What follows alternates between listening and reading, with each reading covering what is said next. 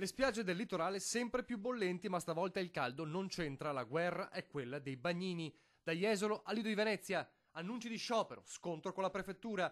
L'agitazione inizia con l'annuncio in mattinata che l'avvertenza sul contratto degli addetti al salvataggio a Jesolo è saltata. I sindacati sbottano. Sciopero domenica 2 agosto. Una rottura che secondo i sindacati porta indietro la condizione dei bagnini jesolani di oltre 30 anni.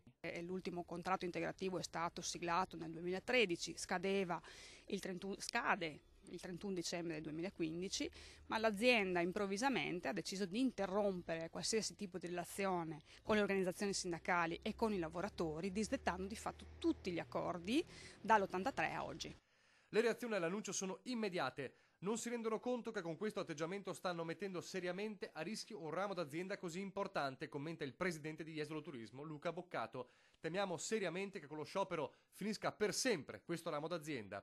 Per la società, infatti, il rischio che i consorzi non rinnovino più i contratti, con la conseguente chiusura del servizio di salvataggio e la inevitabile riduzione del carico di lavoro per gli 80 bagnini. Gli fa eco il sindaco Valerio Zoggia: sono deluso, mi auguro che alla fine non ne subiscano le conseguenze i nostri ospiti.